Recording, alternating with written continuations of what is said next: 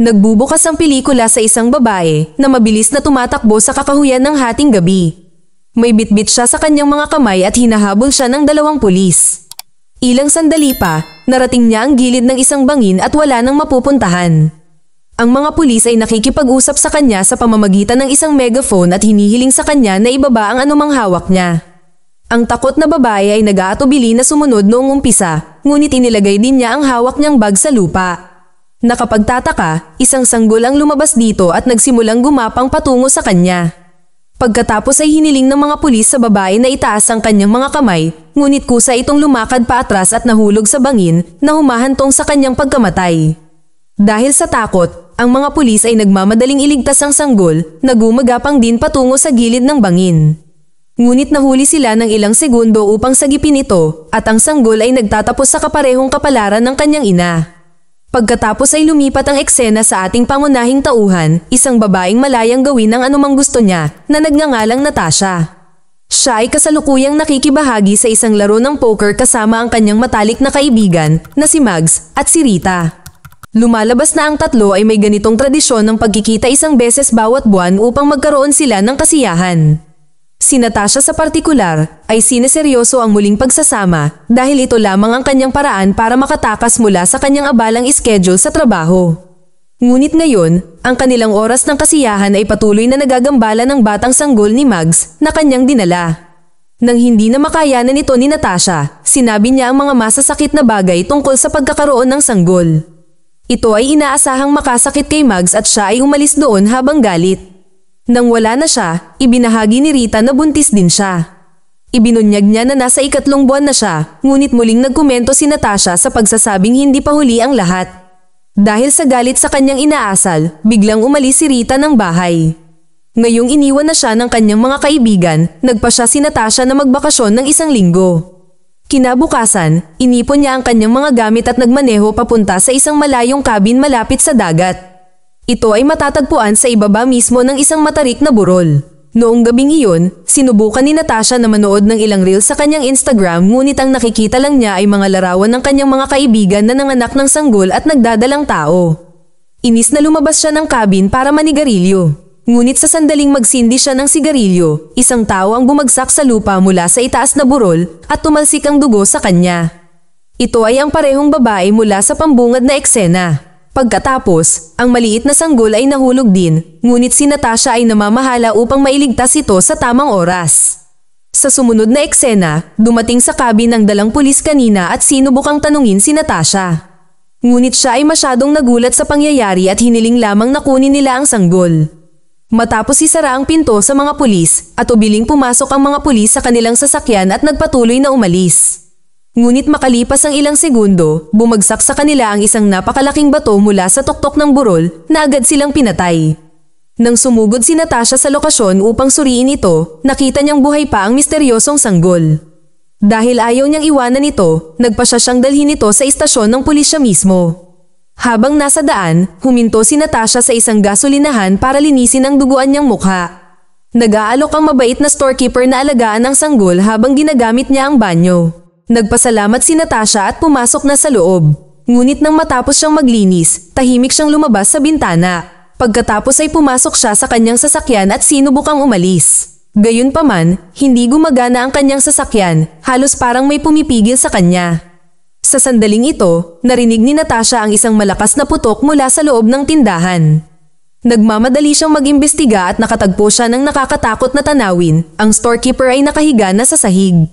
Tila isang malaking istante ang nahulog sa ibabaw niya na dumurog sa kanyang ulo. Dahil sa takot, kinuha ni Natasha ang sanggol at nagtungo sa istasyon ng pulisya. Nang makarating siya, ikinwento niya ang buong pangyayari sa isang opisyal. Pagkatapos ay iniwan ni Natasha ang sanggol sa pulis at umalis mula roon, sa wakas ay nakaramdam siya ng kaginhawaan mula sa kanyang bangungot. Sa umaga, nililinis niya ang kanyang apartment gaya ng dati at nagpapatuloy sa pagtatapon ng basura. Ngunit nang buksan ni Natasha ang pintuan, laking gulat niya nang makitang naghihintay sa kanya ang sanggol. Nag-flashback ang eksena at dinala tayo sa isang fast food restaurant. Ang 2 empleyado na nag-uusap, si Lydia at si Fuz, nang may dumating na babaeng mukhang distressed kasama ang kanyang sanggol. Ipinaalam nila sa kanya na malapit na silang magsara, ngunit humiling ang babae ng isang tasa ng kape. Nag-aatubili na kinuha ni Lydia ang order habang si Foz ay umuwi kasama ang kanyang alagang aso. Maya-maya, habang ibinibigay niya ang kape sa babae, biglang hinawakan ng babae ang kamay niya na humihiling sa kanya na huwag umalis. Ngunit si Lydia, na nagmamadali, ay hinila ang kanyang kamay at nagtungo sa kusina upang maglinis. Pagkatapos ay nagpatugtog siya ng malakas na musika para maabala ang sarili sa nangyari. Sa labas, habang kumakain ang babae ng cookie, bigla siyang nabulunan dito. Desperado siyang humingi ng tulong, ngunit hindi siya marinig ni Lydia dahil sa malakas na musika. Nagdudulot ito ng mabagal at masakit na kamatayan ng babae. Nang sa wakas ay lumabas si Lydia, nagulat siya sa kakilakilabot na tanawin. Ang sanggol, gayunpaman, ay maayos pa rin at maliwanag na siya ang nasa likod ng lahat ng ito. Malalaman din natin na si Lydia ang parehong babaeng tumalon mula sa bangin sa pambungad na eksena. Sa kasalukuyan, nagpa siya si Natasha na ibigay ang sanggol sa isa sa mga kamag-anak ni Lydia. Nagmaneho siya sa parehong fast food restaurant, umaasang makakalap ng impormasyon tungkol sa pamilya ni Lydia. Nang makarating, sinalubong siya ni Foz at nag-usap sila. Tinanong ni Natasha kung si Lydia ay may malapit na kamag-anak, ngunit inihayag niya na siya ay namuhay ng mag-isa at hindi kailanman nakipag-usap tungkol sa kanyang mga magulang. Sa sandaling iyon, ang sanggol ay naglabas ng isang tae at si Natasha ay kailangang palitan ang kanyang suot na diaper. Nagtungo siya sa banyo para gawin ang pagpapalit, ngunit nauwi sa pagpapahid nito sa buong kamay niya. Sa kabutihang palad, narinig ni Foz ang kaguluhan at dumating upang tulungan siya. Siya ay nakakagulat na mahusay sa mga sanggol at namamahala upang palitan ang diaper ng walang kahirap-hirap. Pagkatapos ay isiniwalat ni Foz na isang buwan bago pumanaw si Lydia, isang kakaibang customer ang nabulunan hanggang sa mamatay sa mismong restaurant na ito. Ang insidente ay labis na nakaapekto kay Lydia kaya hindi na siya pumasok sa trabaho at kalaunan ay namatay. Nang marinig ito, na-curious si Natasha at hiniling na makita ang CCTV footage ng araw na iyon. Nang ipakita ito ni Foz sa kanya, laking gulat niya nang makita ang parehong sanggol kasama ang babae. Sa wakas ay napagtanto niya na ang paslit ang nasa likod ng lahat ng mga pagpatay na ito. Habang ang dalawa ay abala sa pag-uusap, ang sanggol ay naghagis ng bola sa labas at ang aso ay pumunta upang kunin ito. Sa kasamaang palad, nasagasaan ito ng trap na nagresulta sa brutal nitong pagkamatay. Pagkatapos ng insidenteng ito, umuwi si Natasha kasama ang sanggol. Hindi niya alam kung ano ang gagawin o kung kanino tatawag para humingi ng tulong. Sa gabi, habang pinag-iisipan niya ang susunod niyang gagawin, may naglapag ng flash drive sa kanyang pintuan. Isinaksak ito ni Natasha sa kanyang laptop at nakakita ng mga larawan ng ilang babaeng kasama ang sanggol. Lahat sila ay namatay sa ilalim ng mahiwagang mga pangyayari na lalong nagpapatunay na ang sanggol ay isang psychopath. Natatakot si Natasha na siya na ang susunod, kaya napagpasyahan niyang tapusin ito minsan at para sa lahat. Dinala niya ang sanggol sa isang liblib na bukid sa kanayunan at ibinaba ito kung saan walang makakahanap nito. Ngunit nang umalis si Natasha, nagsimulang umiyak ang sanggol. Ito ay naglalagay sa kanya sa isang moral na dilema dahil sa isang banda, ayaw niyang mamatay at sa kabilang banda, hindi niya kayang iwanan ang isang sanggol. Sa huli, pinili ni Natasha na iligtas ang sanggol at ibinalik ito sa loob ng kanyang sasakyan. Gayunpaman, nang siya ay naghanda upang umalis, siya ay sinalubong ng isang kakaibang matandang babae na nagsasabing kailangan natin mag-usap. Sa susunod na eksena, nakarating ang tatlo sa bahay at ipinakilala ng babae ang kanyang sarili bilang si Mrs. Eves. Hindi siya nagbibigay ng maraming impormasyon tungkol sa kanya at sinasabi lang na gusto niyang tumulong. Sinabi niya na kung hindi nila pipigilan ang sanggol, ito ay magagalit ng labis at kikitil ng maraming buhay. Tinanong ni Natasha kung paano nila ito mapipigilan, na sinabi ni Mrs. Eves na kailangan nilang tapusin ang sumpa ng sanggol. Inaasahang tatuto si Natasha sa ideya dahil hindi niya maisip ang pagkitil ng buhay. Ngunit nang ipaliwanag ng babae na siya ang susunod na target at ubili siyang sumunod. Iminumungkahi ni Mrs. Eves na patulugin muna nila ang sanggol dahil maaari itong magdulot ng mga problema habang gising ito.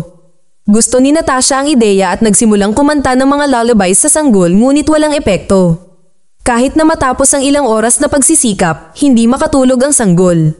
Sawang-sawa na siya, tinawag niya ang matalik niyang kaibigan, si Mags, para humingi ng solusyon. Galit pa rin si Mags mula sa kanilang naunang pagkikita, ngunit ibinunyag niya na ang kanyang sanggol ay gumagamit ng pampatulog na pinangalan ng Bonbon.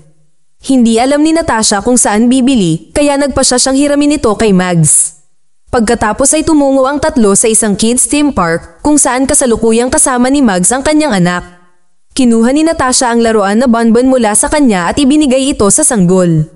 Ito ay nakakagulat na gumagana at ang misteryosong sanggol sa wakas ay nakatulog.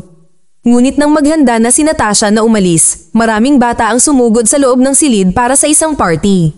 Malungkot nitong ginising ang sanggol na naging sanhi ng pagluha nito. Sinubukan ng isang ina na tumulong sa pamamagitan ng pag-aayos ng stroller nito, ngunit nagalit ang sanggol at ginamit ang kapangyarihan nito upang putulin ang isa sa kanyang mga daliri. Nang gabing iyon, pumunta si Natasha sa lugar ng kanyang kapatid na si Bobby na hindi niya nakita sa loob ng 3 taon. Lumalabas na siya ay isang tomboy na nagtatangkang mag-ampon ng sanggol. Ngunit hindi sinasadyang nasaktan ni Natasha ang opisyal ng pag-aampon niya na naging dahilan upang ipagpaliban niya ang proseso. Pagkaalis ng opisyal, nakipaglaro si Bobby sa sanggol at mukhang mahal na mahal niya ito.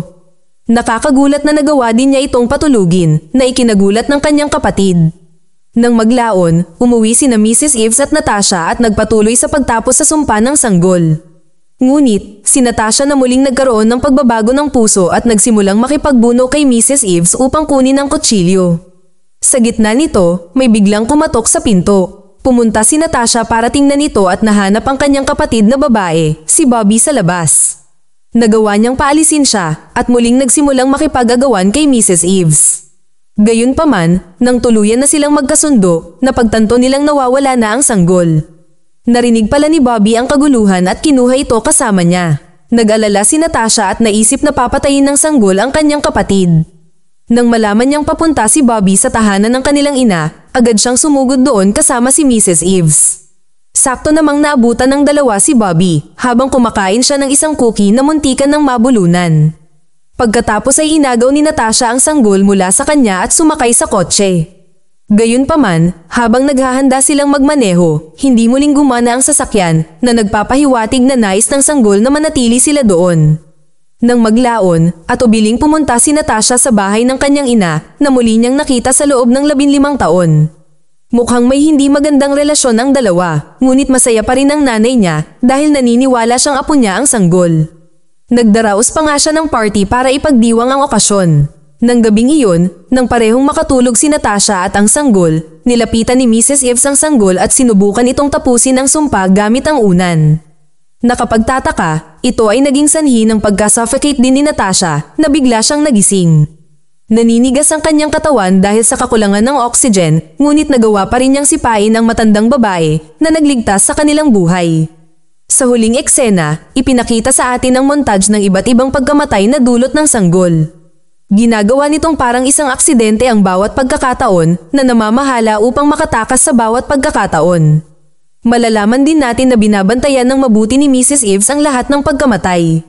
Sinusubukan niyang ihinto ang nakamamatay na siklo, ngunit patuloy na nananalo ang sanggol.